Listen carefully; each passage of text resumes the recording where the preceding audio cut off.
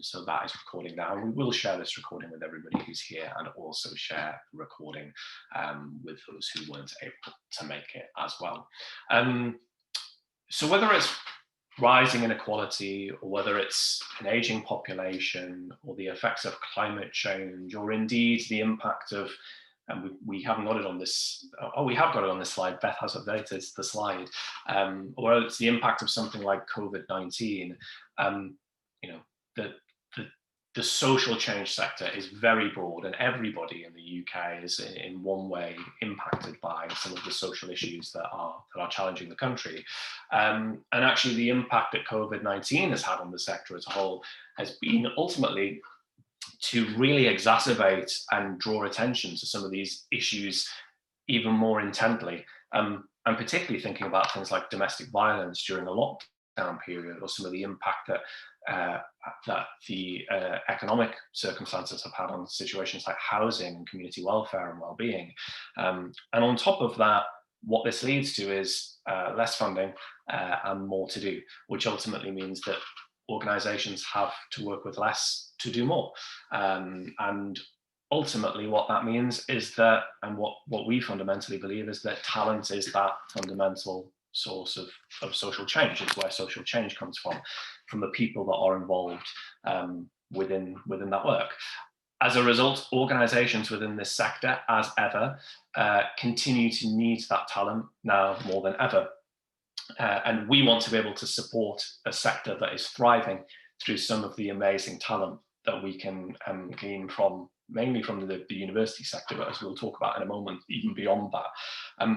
So we are interested in brilliant social leaders and people with the potential to become brilliant social leaders within this space. And Charityworks exists within a space where actually social leadership is at the heart of everything, or we believe it's at the heart of everything. And as a result, we want to find brilliant social leaders to tackle some of those big challenges. I think it's probably prudent to mention that, make no mistake that this year has been a really difficult year for anybody employing, but particularly and including the non-profit sector. We this year on Charityworks have had fewer placement opportunities than in any previous year that we've had on the programme, because of the impact predominantly of COVID-19. And we're currently looking and forecasting towards next year with an element of caution. But of course, news of the vaccine and the movement potentially towards a more normal way of working means that we are hopeful that we will be back to full strength for the autumn of next year. And we've learned a lot. We've learned a lot about facilitating placements remotely. We've learned a lot about distance working. We've engaged with people to onboard them in organisations when they couldn't be there face to face. And I honestly believe that the Charityworks programme is as strong as it's ever been in terms of what we're able to deliver for people taking part. And crucially, people who want to be involved in that are at the heart of what we do. So Charityworks is about making a difference. And we alluded earlier to what people think of the non-profit sector, and we pulled together some images actually that represent some of the most common views. So people think of international developments, particularly international aid. People think of fundraising, particularly street fundraising, because it's what they see a lot of. People think of charity shops and charity retail. Some people will think of housing. I'm also stunned that every year I'm a little bit less impressed by the resolution of these images, just as technology gets better, and we need to update it. So yes, the charity sector is broad, the non-profit sector is broad. And what I hope you're going to feel from this presentation this evening is that you're going to get a sense of just how broad it is, and hopefully it will help you to think about where you could potentially position yourself within the sector too. But first things first, let's start at the beginning. What is Charityworks? Well, Charityworks has been in operation now since 2009, where we started with just 3 graduate trainees and 3 host organisations. We are now working right across the sector. Every year we're working with somewhere between 80 to 100 non-profits, somewhere between 100 to 150 placements right across the UK, right across different sector areas, and right across different roles. And we're going to hone in on some of that through this presentation. But at its core, Charityworks is, first and foremost, a full-time paid role in a 12-month placement. So essentially you would deliver, as somebody on the Charityworks programme, a full-time job with a partner charity or housing association.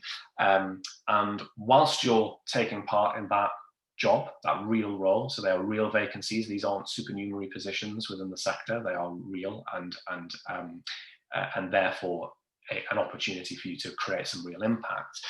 You'll also take part in a highly acclaimed leadership development program, which ultimately aims to provide you with the skills, experience, and knowledge that you need to be able to effectively start to think about leadership within the UK nonprofit sector.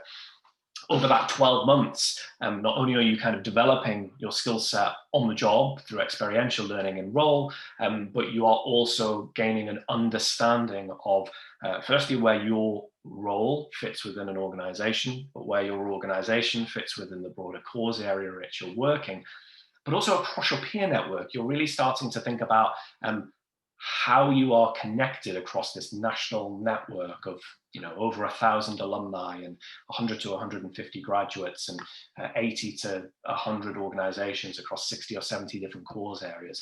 And you really start to get a holistic understanding of the UK nonprofit sector. During that time, you're receiving support from the Charityworks team. You're getting access to an external mentor. Once a month, you're coming together with your cohort or your class to understand and debate some of the issues affecting your work and society, and you're producing your own research and building your own profile within that sector. And we're going to talk a little bit more about what's involved with the leadership development program as we move through the webinar, but hopefully that gives you a bit of a flavour about what Charityworks aims to be for those that are taking part. So let's focus on some of the specifics. So the job that you are essentially applying for when you're applying to the program is one of a Charityworks training for 2021. So you're not at this stage applying for any particular kind of role. Now, you will, if you are successful through our selection process, get an opportunity to indicate to us the kind of roles and cause areas that you're interested in. But at its early stages and at its foremost, as you are applying to be on the Charityworks program and to fill a role within the nonprofit sector. And I think it's important to distinguish that because it gives you the opportunity to frame the way you apply, because you're not necessarily applying to be a, marketing and comms officer for NSPCC, for example.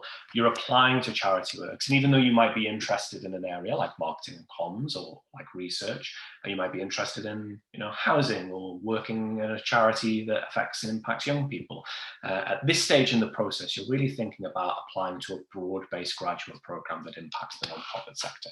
And so you will be employed on the program if you are successful by one of our charity partners. They will employ you directly, and you will work for them for the duration of the 12-month placement. Placements are UK-wide, and owing to some of the work that we've done with our partners, owing to the impact of COVID, we expect there will be some flexibility in how those working practices play out. So previously, most Charityworks placements have been office-based, or for some of the frontline roles based in the community. We expect that to continue to be the main focus of the program, but this year we've had a number of graduates that are working remotely, if not entirely, in part, and having some mixed kind of approaches to blended working and remote working. We expect that will continue into 2021. The general sense at the moment is that the vaccine rollout for COVID will take some time and start to, hopefully, we're expecting to see some of the lockdown measures lifted as we move into the spring and into the summer. That might mean an entirely typical program year from September, but actually a lot of organizations are thinking about how they implement things like remote working more broadly because of the benefits that it brings. So we expect to see some of that into 2021. Usually it's a 9 to 5 job, or 9:30 till 5:30, or an 8 till 4, or something along those lines. But we also ask that some candidates will have some flexibility, because some roles may require some weekend working or some evening working for events, for example. But it's typically a fixed term 12-month full-time role that you will take part in on the program. I want to give you a sense of some of our employers across the network, and each year we're recruiting, we've said 100 trainees. I think that's probably fair to say that, Beth, we've ranged somewhere between 100 to 140 depending on the year, you think, each year? Beth's not sure where to speak. Yeah, sorry, Yeah. I couldn't find my unmute button. Yes, I'd say sort of on an average year, it's between 120 and 140. I think that number is as it is to reflect reduced placement numbers this year and the possibility that they might be slightly down again next year, pending what the situation is. That's great. Thanks for that, Beth. Again, around 80 non-profit partners, and we've taken some examples on this slide. NSPCC being a great example, Christian Aid in international development, LGBT Foundation isn't a partner this year actually, but was in the previous years. Action on Hearing Loss, which is rebranding back to RNID, and some smaller community-based organisations, some big housing associations as well. There is quite a mix in terms of the kind of organisations that we are working with on the programme. And this just gives you a sample of some that we've worked with over the past kind of 10 years or so. Very, very broad and very diverse. One thing I would say about our partners is if you are applying to Charityworks because you very specifically want to work for a given partner or very specifically in one particular cause area, typically we advise that you may come through our process feeling a little bit disappointed because the purpose of the Charityworks program is to kind of broaden your horizons within the sector. And whilst we certainly try to match people to their preferences, the makeup of our partners on the program is very reflective of the sector. So, for example, there are always far fewer roles in something like international development than there would be in social housing, for example, because it also reflects the size of those sectors respectively. But there is pretty much a role within a variety of sectors, and we always encourage our candidates to remain really flexible around where they could be working. Also, not to worry for anybody who's joining late. I hope you find it useful as we go. 91% of trainees would recommend Charityworks to a potential applicant. Really proud of that, and I think that continues to rise year on year. Most people, the vast majority of people, are having exceptional experiences within roles on the Charityworks program. So if those are our partner employers, let's talk a little bit about our placements. So actually, our placements are very diverse. Some roles are in frontline engagement, so volunteer management or more operational services through some of our housing partners. That could be working in something like neighbourhoods and managing a patch or a community. Some roles are in research or policy-based, although they're typically fewer roles within that space. That's looking at things like research and writing reports, conducting data analysis, supporting responses to government consultation. There are plenty of roles in more corporate style positions like internal communications and HR, so developing and maintaining HR policies or responding to internal customers, delivering and evaluating internal comms strategies, for example. There are roles in external communications and campaigns, like developing public campaigns, managing comms, producing promotional material, working on digital. Plenty within business development functions and fundraising, so that's supporting the income streams across the charity and developing new business opportunities, new opportunities to work with other partners to maximise the potential of the work that the charity does. And there are also plenty of roles that are operational in nature, so project management and administration, delivery of events, business systems and process. Plenty of increased movement within fundraising. I think a lot of organisations think of fundraising as a really key function that they want to grow and build. Most organisations are looking to bring in graduate talent to provide a fresh perspective, irrespective of what that role might be. So they are very, very diverse. Beth has been sitting really closely to our roles this year and running our placement matching process, which is the process in which we take successful applicants and start to work with them to match them to roles.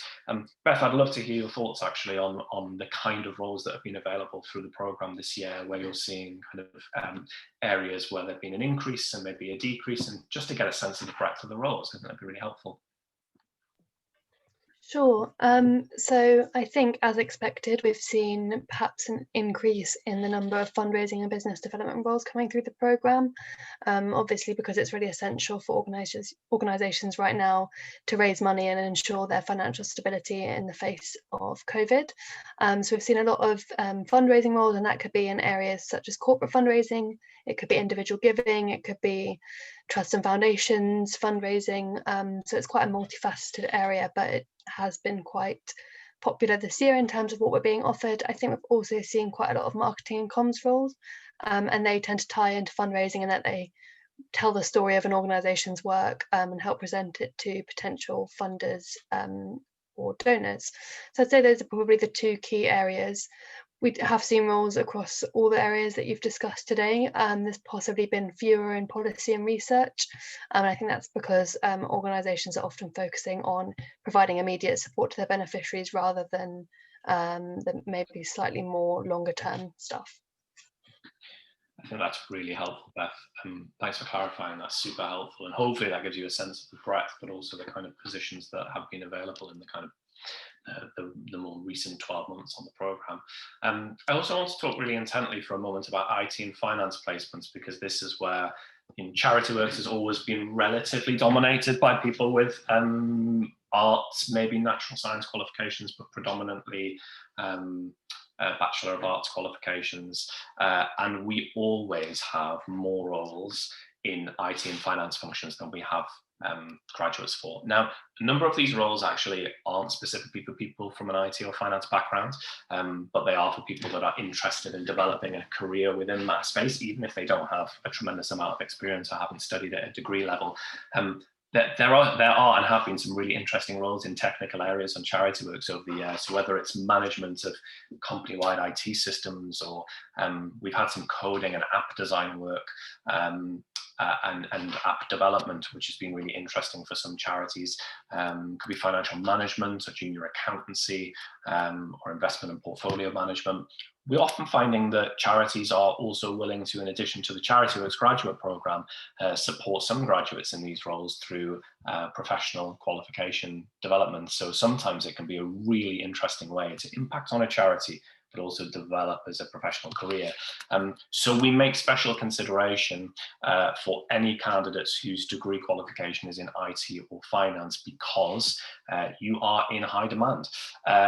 So if you are open-minded to being placed in one of these roles and you have an IT or finance qualification, again, you don't necessarily need one, and if you're in the placement matching process and open to it, that's great. But if during application process you are an IT or finance graduate or have a related qualification, you can let us know on the application form. It doesn't fast track your application. It doesn't have an impact. The process is entirely fair across the board. But it does mean that if we have some shortage skills area, we can, for those who are willing to take up those placements, get you enrolled very, very swiftly and work with you really closely to make that happen. You are in high demand, so do let us know if that applies to you. I think it's important to know. You'll find that on the application form. Let's talk a little bit about the leadership development program. So we've talked kind of wonderfully at the moment around, the actual role, what the role could look like, what the organisations that we work with are like. Let's talk a little bit about the leadership program. So alongside your placement, you're also taking part in a leadership program. This program is endorsed by the Institute of Leadership and Management. So Charityworks itself, Corio, the managing consultant, and social enterprise that runs the Charityworks program, is an ILM centre. So we run Charityworks as our own bespoke, in-house delivered ILM program.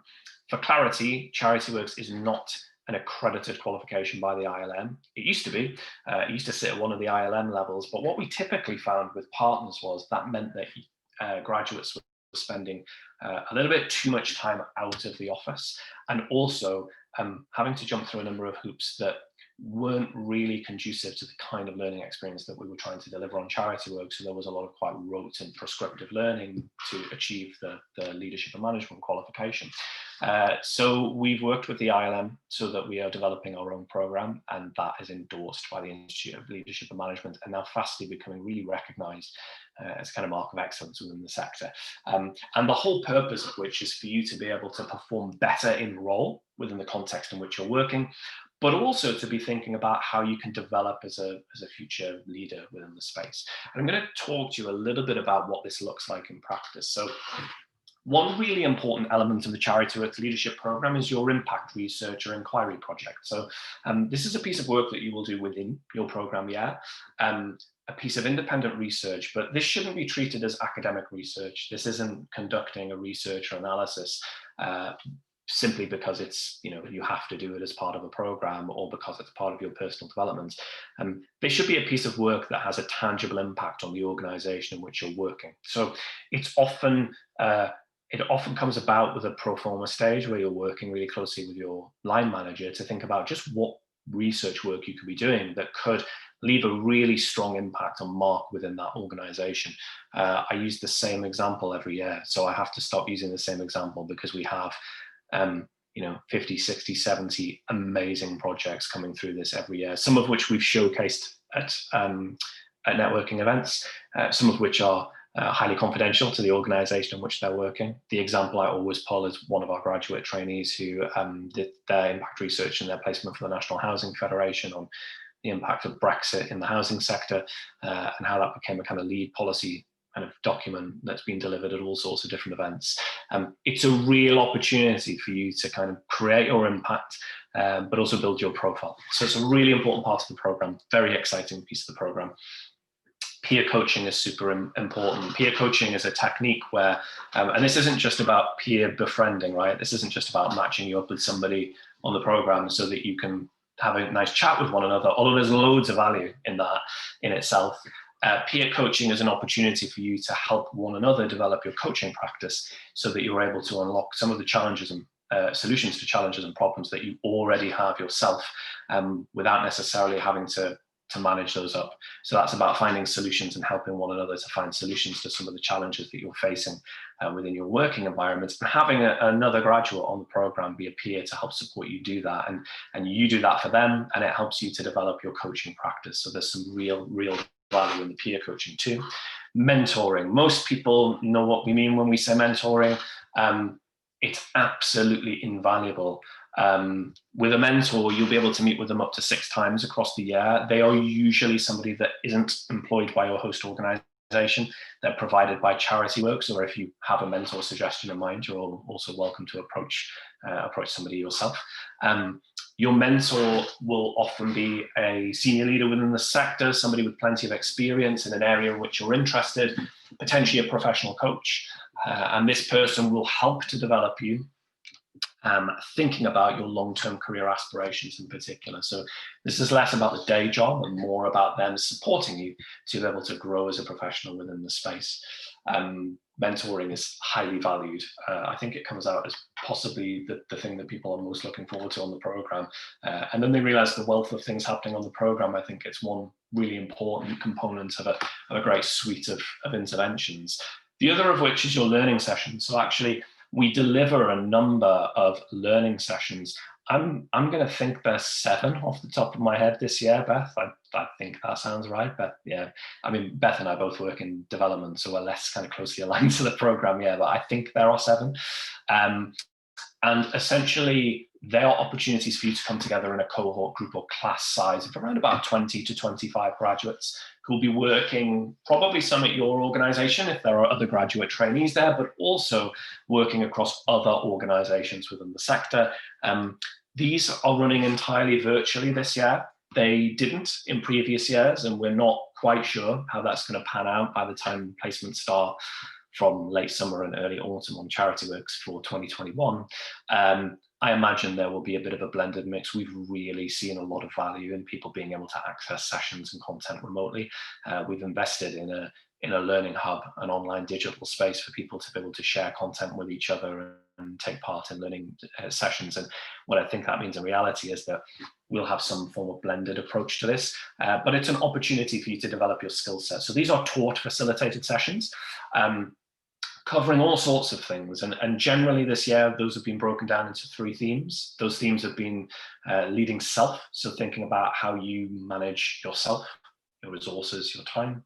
Leading others, so thinking about kind of coordinating and dealing with other people and your interpersonal relationships, and also leading across and beyond your organization and beyond the work that you're doing. So thinking about that connection externally and networking.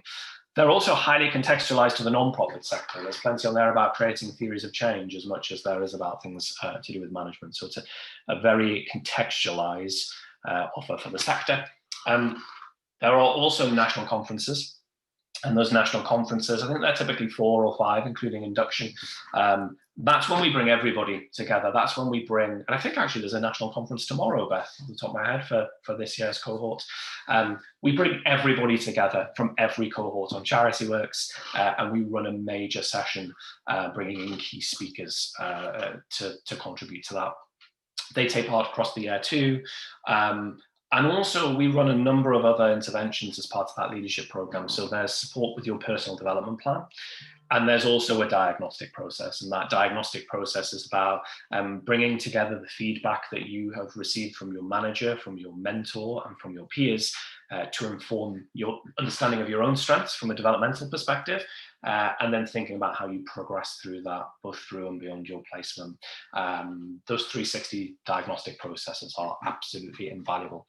So hopefully this is building up a picture of a really comprehensive wraparound leadership development program, which is kind of where Charityworks is pitched at for the sector. For far too long, there was this kind of acknowledgement that lots of graduate talent and lots of young talent wanted to create a change with their career. They didn't necessarily want to move into a corporate sector.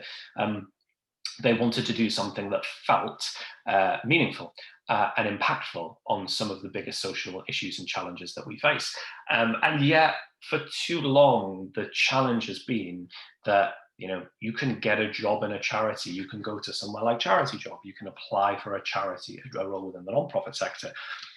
But why should you turn up on campus at a careers event and see that big corporates and big consultancy and big finance institutions are able to offer big wraparound leadership programs on top of that? Well, the sector doesn't necessarily have the resources to do that, and Charityworks was born out of the sense of frustration as much from the graduate end as from the end of the employers and charities who were really keen to access this amazing talent and invest in that, and Charityworks provides a kind of a means to do that as a component of that sector. So hopefully that gives you a bit of a sense around the Charityworks Leadership Development Programme. The next thing that I want to touch on is our approach to recruitment, which has changed quite a lot actually in the past couple of years. And in particular, I want to focus on our fast track offer. So Charityworks, it's fair to say, as soon as 2017, 2018, roughly, as early as short a time ago as that, had recognized that Charityworks was fast becoming very white and very middle class. And there is no disrespect intended to anybody who is feeling particularly white and middle class.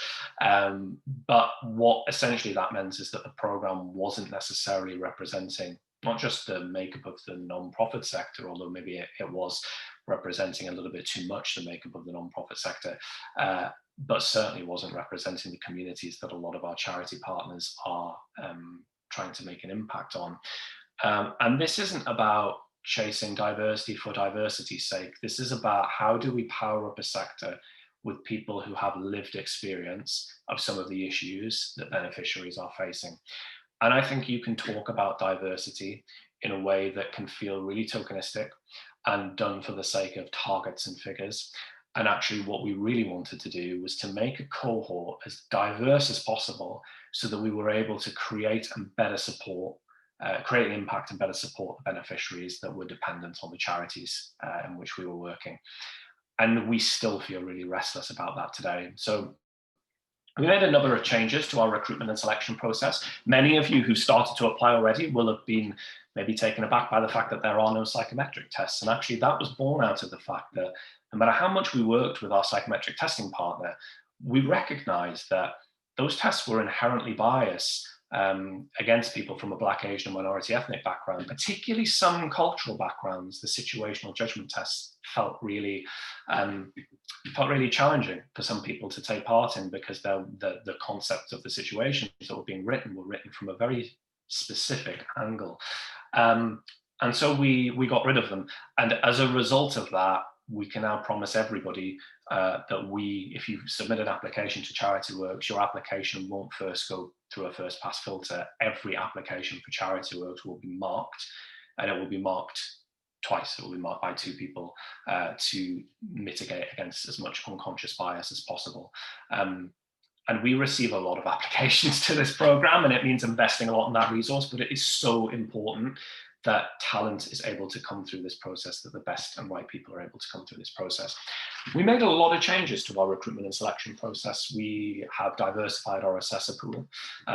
We have anonymized all of our applications. We partnered with a platform, some of you will notice, called Applied, which also does things like measure the use of our language, whether it's pitched at the right level, whether it's too gender focused one way or another, or should I say multiple different ways, multiple different genders.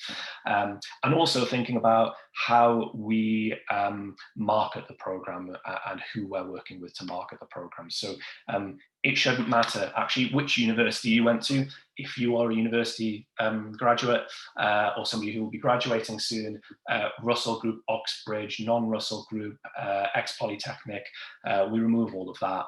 We don't care about your A-levels because it shouldn't matter. Actually, the important thing is about your potential for this space. I want to talk a little bit more intently about the Charityworks fast track within that context. So Black, Asian and minority ethnic diversity was a real problem on the Charityworks programme, and a problem that we've taken some massive strides to tackle. One of the major routes in which we've done that is through our fast track, which is essentially a slightly more direct route with some additional support in place for anybody who is from a Black, Asian or minority ethnic background, or who is BAME. And ultimately, this is about getting more talent from BAME backgrounds into the non-profit sector. We went from about 7% BAME representation on the programme 2 years ago, which is appalling and not good for the sector, and also really frustrating for us, I think. And if we are going to be the kind of the organisation which helps support amazing talent in this space, it's not an acceptable figure. We did a lot of work with our recruitment and selection, and the fast track has been a really encouraging positive action scheme. This year's cohort is around about 40% Black, Asian, minority ethnic. And I think that is a big achievement for the team. And the next piece of work is making sure that as we integrate people from more diverse backgrounds and more cultural perspectives into the programme, that doesn't just get lost within organisations. This is about being disruptive to organisations and bringing in challenge. And I think our graduates are really well positioned to do that, particularly in light of things like Black Lives Matter. You might also be thinking, this feels really rich coming from a guy who's talking with a slightly middle-class accent and as a white male.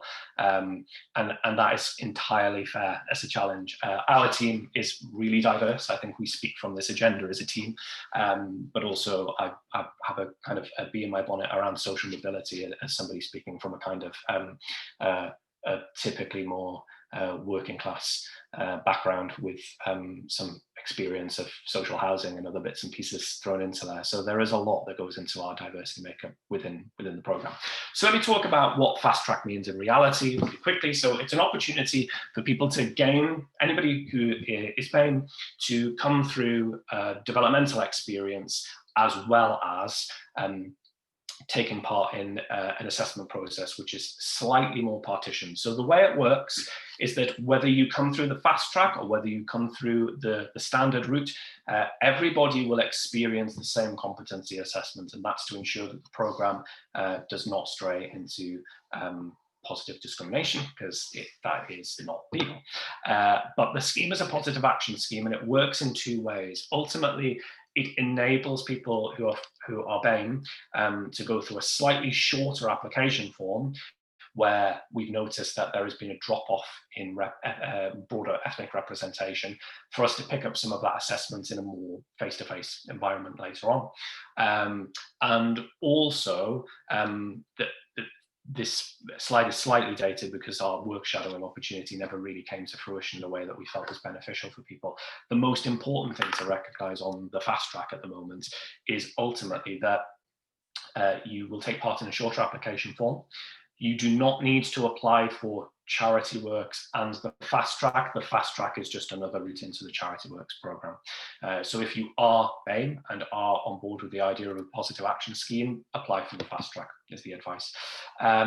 You will find that if you do that, you will take part in a developmental opportunity before our assessment centres, which is kind of like a developmental briefing. It's around about a half-day session, which is about exploring some of the things in the sector that you might find really interesting, and helping to kind of prepare and to break down some of the cultural biases actually that sit within the sector. You'll also go through a selection process where you will be assessed against other people on the fast track. Now, the assessment will be broadly similar to that happens through the BAME programme, to ensure that it's equal and all of the scores will be collated before we go through a selection process. But it does remove that element of potential unconscious bias, because essentially you're competing with other people who are BAME as well within that process. So you're highly encouraged, if you are BAME, to apply via the fast track. If you have started to apply already, that's fine. You can go back and start an application through the fast track, or email info@charity-works.co.uk. Definitely consider that. It's a really, really interesting process to go through. Here's some information about the pilot actually. BAME representation was about 7%. We reached about 30% through the application process, and the final cohort is about 40%. So some big steps. The other major step towards thinking around a more inclusive cohort is that this year we want Charityworks to be as radically inclusive as possible. And some of the challenges we often get are, why isn't there a fast track for people who are, from a working class background or on preschool meals, for example? Or why isn't there a fast track based on, disability? And actually, we've worked on similar programs within this space for employing young people from a disability background, and through a program that we run that supports people to get into foundation and grant making if they self-identify as being from a working class background. And we want to take all of that learning and apply that to Charityworks this year, and to really kind of grow the program. So interestingly, this year will be the first year on the Charityworks program that you don't actually require a degree to take part. Now, most of you, pretty much everyone in this room that we've spoken to so far, is a graduate or is studying at university. This is not to discourage people who are graduates from applying to the program. There are so many roles through Charityworks that will require you to be at a kind of degree level in terms of your educational background. That will continue, and I totally expect the vast majority of people coming through the process to continue to be graduates. What it does mean for you is that we will no longer have a 2-1 requirement, because actually, whether you have a 2-2 or whatever the standard of your degree, typically isn't a good reflection of potential or performance. Please don't take your foot off the gas with your degree. I know some people that are incredibly intelligent that didn't perform that well through their degree because they spend a lot of their time going out, mainly. And I also know some people who are, kind of intelligent, but just worked their backside off and got a first. Obviously, take your degree really seriously, but it's important to recognise that this year there will not be a 2-1 requirement on degree. It also means that if you don't have a degree, you are also welcome to apply for Charityworks, because there are plenty of roles where we've been challenging employers to think, is it really a graduate position? And actually, could it be open to people without a degree? And we are particularly thinking about the broader socioeconomic impact that will have. Sadly, it is still the situation in this country that if you are somebody with a disability, you are far less likely to be at university. And that's something that we hope to be able to support and to change, but also we hope to see more people with lived experience of some of the issues that our charity partners are facing come through this program, whether that's having been in the care system, or whether that is lived experience of a disability or long-term health condition, or that could be living in or having grown up in a lower socioeconomic background or a more deprived area. All of these things bring with them their own lived experience that really benefits the sector. So we hope to ultimately be better able to support people with those lived experience backgrounds onto the program. So if you, I am assuming that I am currently speaking to an audience that's heard about us through university. It's been our bread and butter for the past 10 years. We love our graduate talent, and we will continue to support graduate talent into this space. But if that isn't you're not a graduate, or you know some friends who are often feeling that they are overlooked because they didn't go to university, but they're really interested in the non-profit sector, please do spread the word, because we'd like to welcome as many people into this process as we can. And I hope you find that really, really helpful. And also that you don't find it discouraging that you're studying for a degree. You know, I have a degree and I'm in this space. That is not to take away from the talent that comes through. So many of our roles will be for people with degree backgrounds this year, but there will be plenty who aren't, and we want to really see that lived experience. So the aim is to make the entire programme as radically inclusive as possible. But ethnic diversity has been a major focus for our positive action scheme because it had been a major problem for such a long time. So hopefully that sounds really helpful.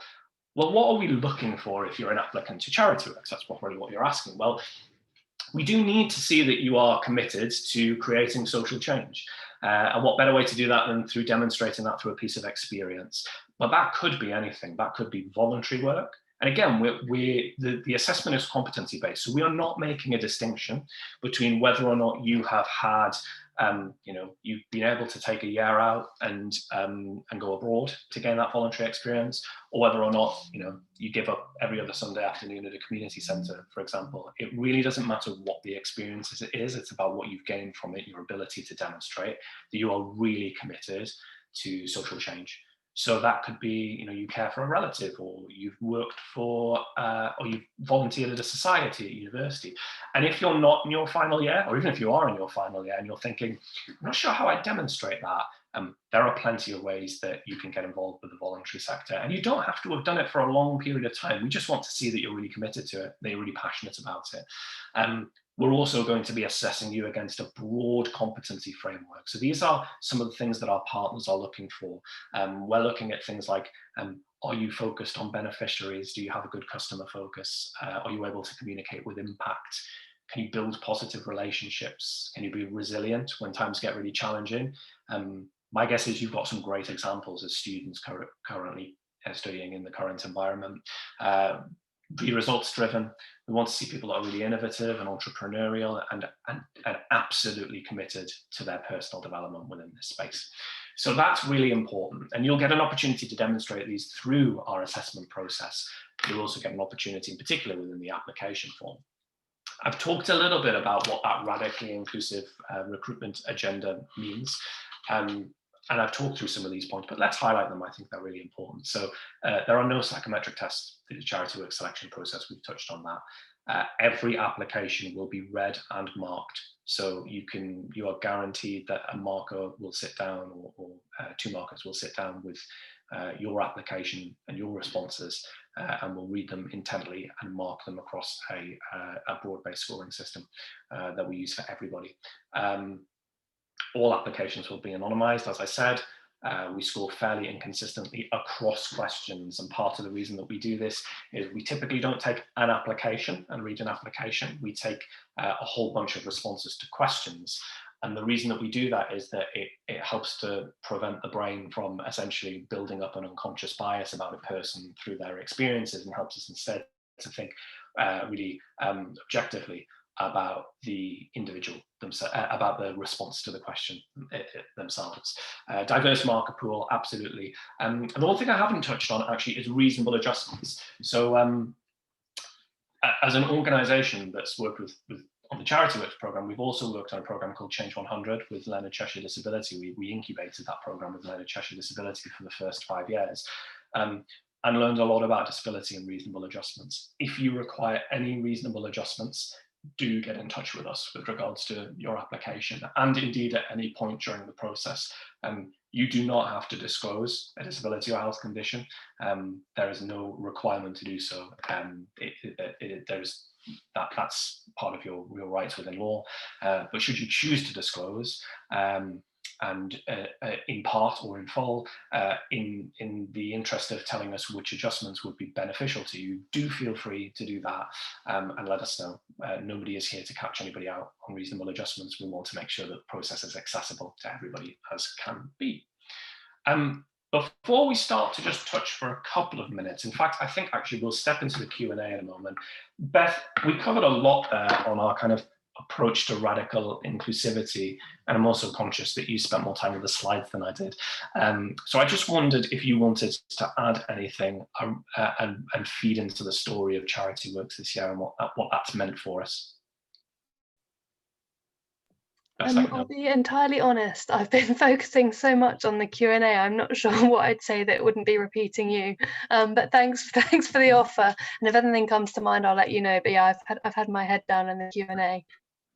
That's great. So what I'm going to do is very quickly, I'm going to give you a bit of a hint around our application form, and then we're going to step into the Q&A. Now, this session is technically scheduled to finish at 7. I'm going to stay on to get through as many of these questions as possible, so please do stay if you can. The glasses have come on, so I'm now getting serious. I can actually read my notes, which is helpful.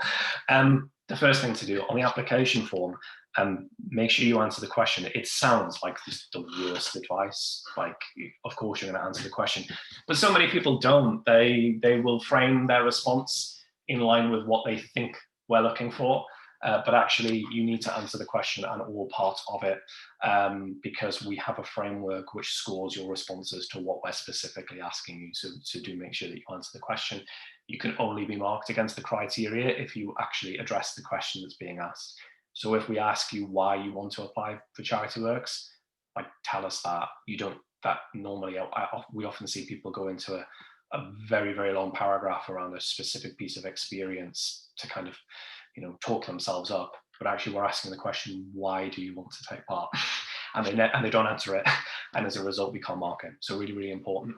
However excellent your answer is in a competency-based application form, it won't score well if you don't actually answer the question. Structure your answers. So this isn't applicable to all the questions on the application form. I'm particularly thinking there's one in there about your motivation where you don't really need to use this kind of approach. But if you're ever asked on an application form, tell us about a time when, or give us an example of, I would use the stare technique, which is sometimes referred to as the star technique, but that extra E, I think, gives it a little bit of extra flair. Essentially, you are, in the first instance, giving some context. A lot of people will do A and R in this acronym for stare. Acronym is not the right word. What word am I looking for? Anyway. They'll do A and R, which is action and result. So if we say, tell us about a time when, they'll say, I did this and this is what happened. And that's fine. Like, you can score okay like that, but it works even better if you wrap around that a bit more than that. Or they'll give us the task and the action. This is what I was told to do. This is what I did. This is the result. That's better. That's TAR. But if we take situation, task, action, result, and evaluation, the first thing you might do is give us a bit of sentence or two that provides a bit of context to the task itself. So before you're going in to say, I was working in a team of 4 and we were working on this, you know, specific project. Maybe the situation is, you know, we needed to produce a project as part of, you know, my degree for this qualification or whatever. This is what I did. This is what the task was. Action is what you did. So normally the task is a challenge or a problem, and the action is what you did to overcome it or to solve it. R is the result. So tell us what the result of that was. But the E is really important too. An evaluation essentially means come away with a piece of learning. Tell us about something you learned, or then how you applied that learning, even in just a sentence or two. So if you follow that approach, so you outline the situation just for a sentence or two, you then tell us what the task was, frame it for us. You then tell us what you did, and that's really important when you're talking about working as a team. If you're giving an example where you're telling us that you worked in a team, and it's a super interesting example, but actually you didn't really do anything in the team, it was really other people, move on, use a different example. There's no such thing really as a bad example. You can illustrate a competency like resilience through working in, you know, your local coffee shop, or in a supermarket with a difficult customer, for example, just as much as you can with something that might sound a little bit sexy and a little bit exciting, but it depends what the example is. So tell us what you did. That action is really important. Tell us the result, and the result doesn't always have to be entirely positive. In fact, sometimes it's really nice when you hear a positive result, but that evaluation statement moves into a piece of learning about how it could have went better, and what you then do to to implement that. So the best practices wrap up with a strong evaluation point. I also tend to use the phrase depth in one answer, but breadth across the application form. So if you are going to take a question and you're asked a question, give us an example, then you will really struggle to get stare, S-T-A-R-E, S-T-A-R-E, yes, stare, into an answer if you are trying to put in 3-4 examples. You'll never get out of task and action. You'll constantly tell us what you did, what the result was. I also did this. Oh, no, I also did this. We are not looking for the more the merrier in terms of examples. If we've asked you to give us an example, it's best to stick to 1, maybe 2 at a push, but you can answer really well with 1 example that's relevant, that covers off those 5 areas. Yet at the same time, we're looking for breadth across the application form. So if we ask you, tell us about a time when you've been resilient, or tell us about a time when you've learned something, use 2 different examples for different questions, and try and draw on a bit more of a breadth of experience. So something from university and something from a part-time job, something from a caring responsibility and something from volunteer work, to give us a bit of sense to draw on varied experiences across the application form. Same applies to interview.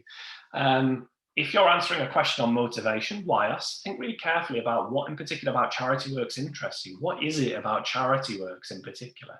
Yes, the non-profit sector too, but what is it about our program? What is it about this program? Why is it right for you, not just in general, but at this point in your life? And also, how will you use the experience of being on the program going forward?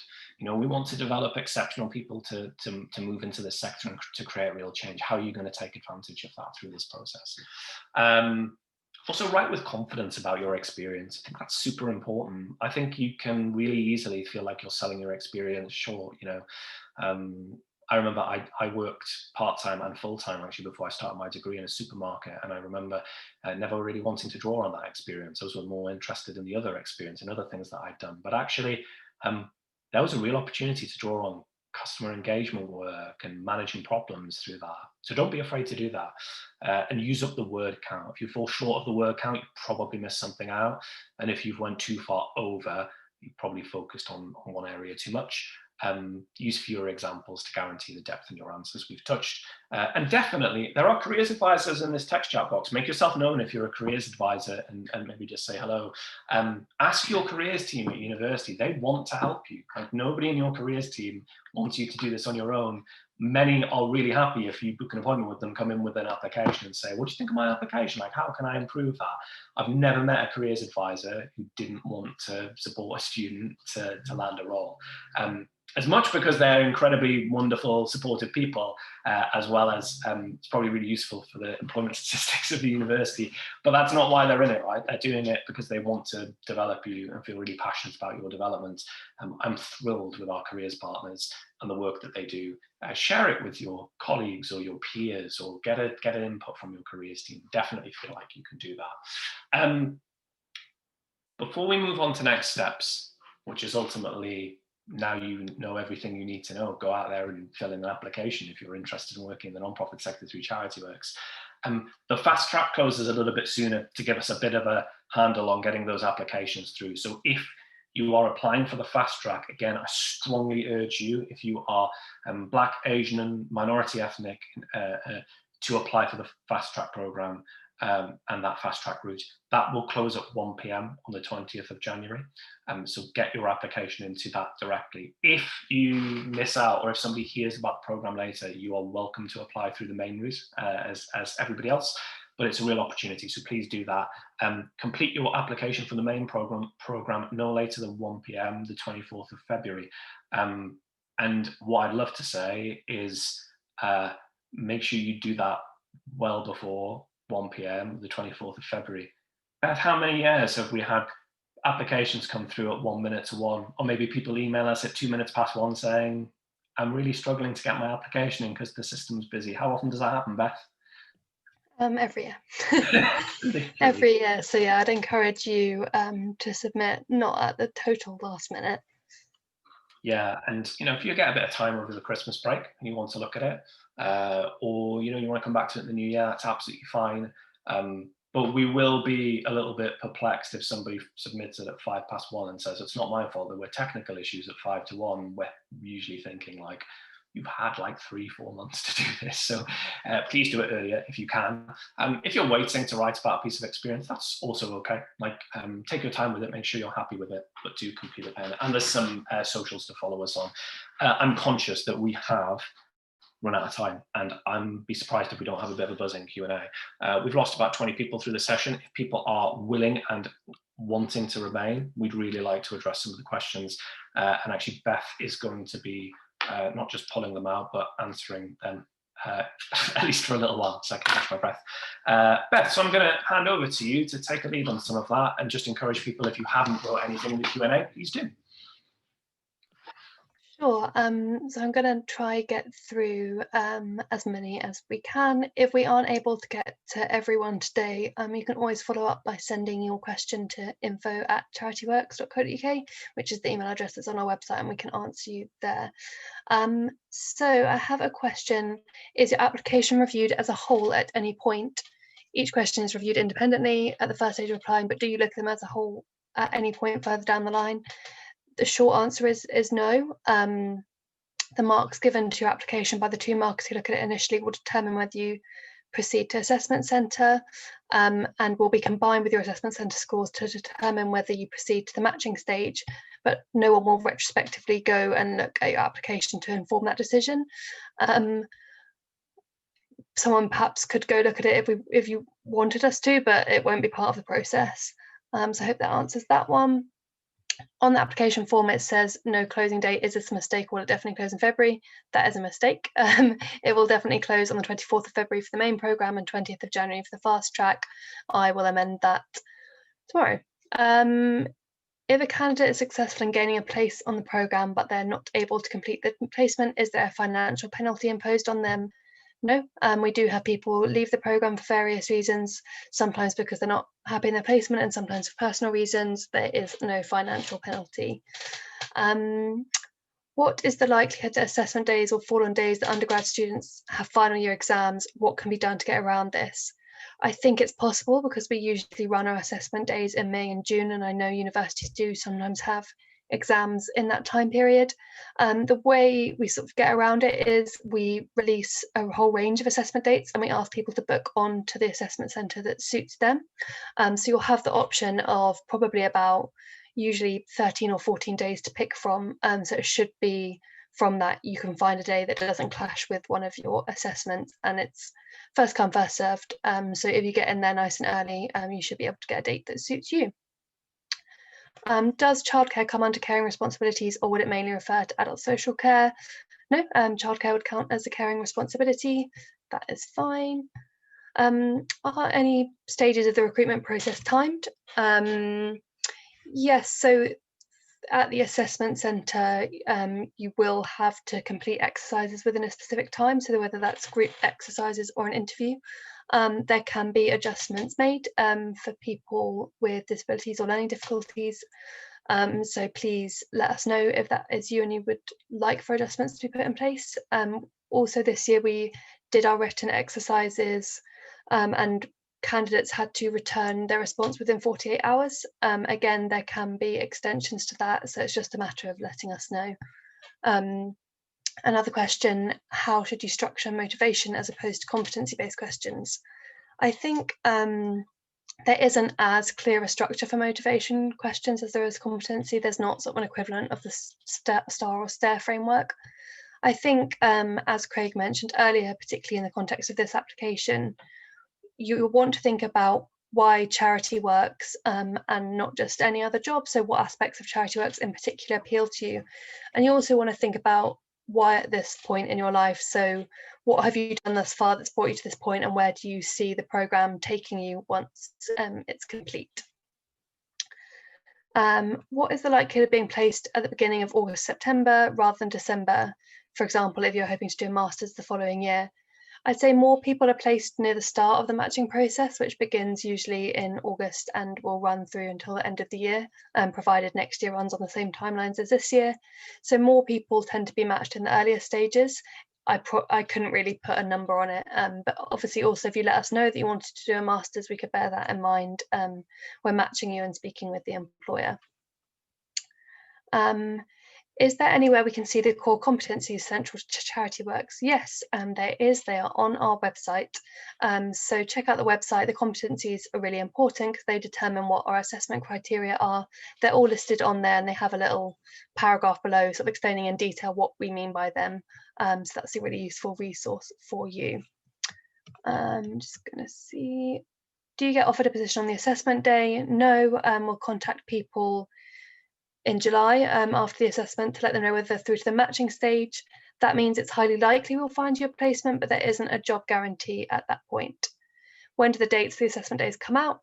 I can't remember off the top of my head, but I think usually April. Can you work on your application, save it and return to it? Yes. You can, but I probably would recommend maybe keeping your answers in a Word document as well, just in case there are any technical issues with online application, but you can revisit your applied application at any point until you submit it. Will assessment centres be virtual? Yes, they will, I think, Craig, this year. We'll revise again in 2022, but I think it's likely they'll be virtual this year. When asking about experience, does all volunteering count, or is it only specific types? I think all volunteering would be relevant. So I think particularly when you're answering a competency question, you know, we want it to be so that you can use any experience you have to answer those questions.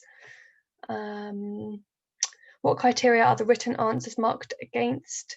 Again, it kind of derives from our competencies. I can't say the specific criteria, obviously I don't want to give that away, but it will be some related to the content and some related to sort of the structure and the clarity of your communication.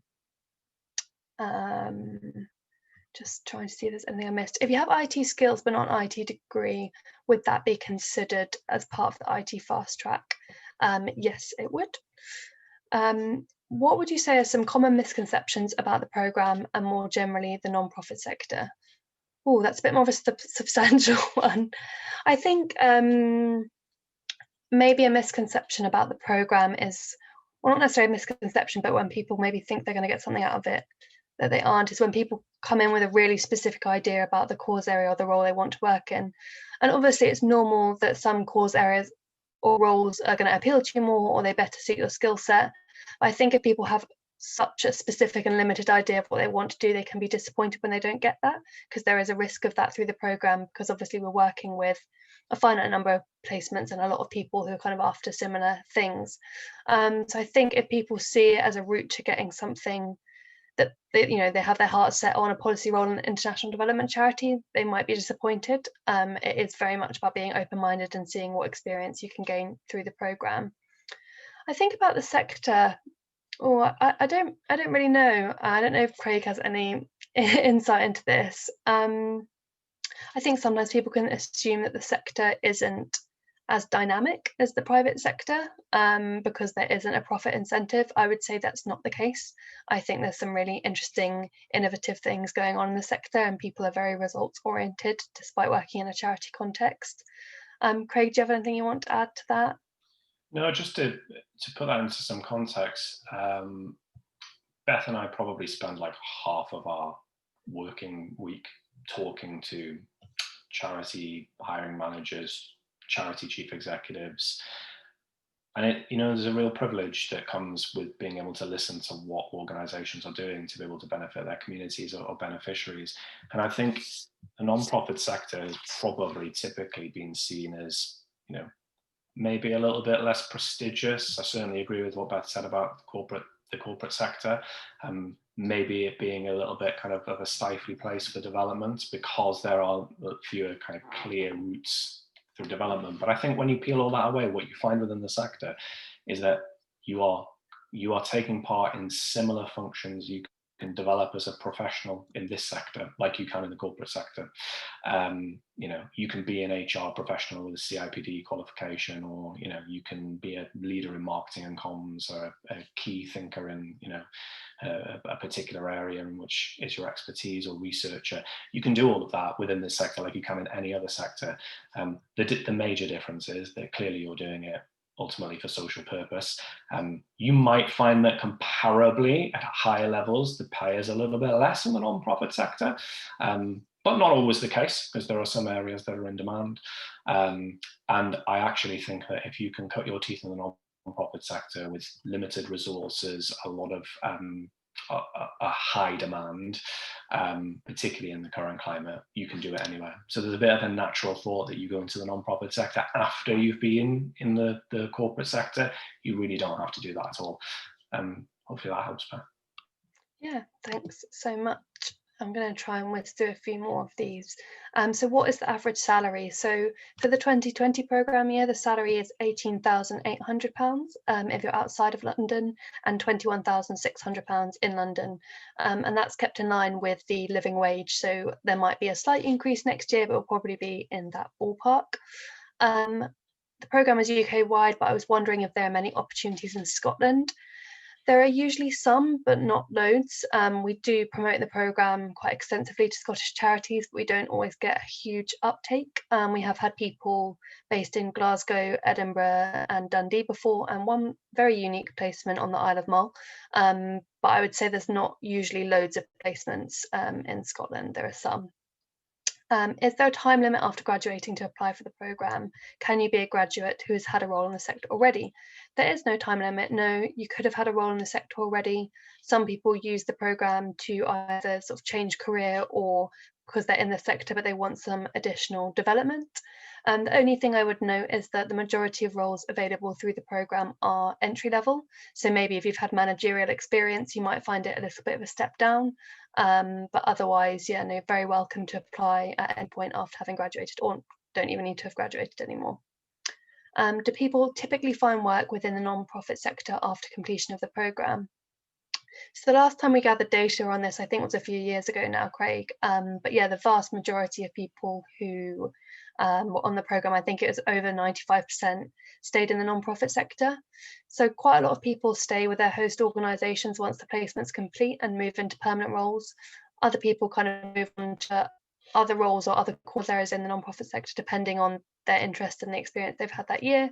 And then some people do leave the sector. It has been known to happen, but obviously we're really excited when people stick around. Do applicants get notified if they have been successful or unsuccessful at the same time? Yes, or the same day at least.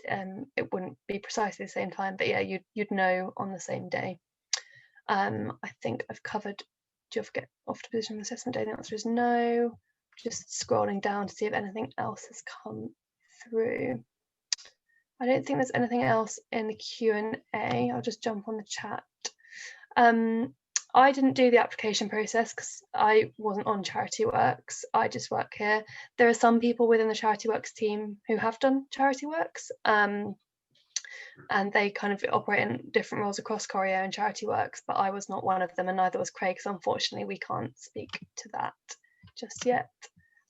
If you want to do a master's after the programme, are you at a disadvantage? I wouldn't say you are at a disadvantage. It just might mean if you get onto a master's the following year, you wouldn't then be able to obviously stay in role at a charity unless they had a part-time role available for you. But I'm not sure I totally understand the question, but I wouldn't say you're at a disadvantage, no. I wonder if with that question in particular, there's something to touch on around what happens after the 12 months and the fact that, you know, there are, I think we measured it 1 year and it was around 2/3 of the organisations that we work with were in a position where they wanted the role to be permanent or an extended contract, and we're in a position to do so. But, you know, that means that there's probably about a third of charities that want to, I think it's probably less than that now, actually, given the nature of the market. It's probably more like 1 in 4, where the roles are, you know, finite for 12 months. It's interesting to know what your future plans are looking to be when we're matching you, because, you know, we'd be far less inclined to put you in a role where the ultimately there was a permanent job at the end of it, if you were set on going to a master's, we'd be far more inclined to put you in a 12-month based role that was on a specific project, if that helps. Yeah, thanks, Craig. Just a couple of questions that have come through the chat. Are there opportunities in Sheffield? So we don't have one definitive list of what all our opportunities are going to be or what organisations we're going to work with, because it changes every year. Lots of new partners join the programme, and sometimes existing partners take a break if they don't have the recruitment need. I would say historically we have had some opportunities in Sheffield, but again, not loads. So if that was the only place you were able to be based, we might be able to meet it, but we don't tend to have a real cluster of placements there. How much support will be provided by a mentor? Again, that's quite a subjective question. I think people have very different kinds of relationships with their mentors, and it's very much determined by you and them. So the obligation through the programme is to meet 6 times, I believe, across the course of the programme, or to speak with them 6 times over the course of the programme. You may decide between you and your mentor that you're going to speak more frequently than that. It's completely up to you, and I know a lot of people stay in touch with their mentor once the programme is complete and maintain that relationship, but there isn't an obligation on either of your parts to do so. Okay, I think there's nothing else come through just yet, but we'll continue on. Beth has text responders to 51 questions, and I believe verbally responded to 9 on 25, so that's pretty good going. Yeah, and thanks, really interesting questions from everyone. So thank you for them. Cool, well, we can hang around for a couple more minutes in case anything else crops up. It's been a real pleasure, guys. Thank you so much for attending. There's nothing more exciting in the work that we do than seeing, fantastic people want to create social change within their careers, and I think that's incredibly important. Thanks for being a part of that and for showing your interest in the programme, and do feel encouraged, and I hope you go away feeling inspired that it's a sector in which you want to work and that there's plenty of opportunity to do so. And if you have any other further questions, just shoot us over an email. The email address is on the website. I am going to say goodbye and thank you very much. I'll leave Beth to do the same, and we'll stop the recording. Sure. Thanks so much, everyone. I think Craig said it all, but it's been really good to be here with you this evening, and look forward to hopefully receiving some applications from you. If there is any follow-up, as I mentioned, email address is on our website, and we'd be happy to answer any questions there too.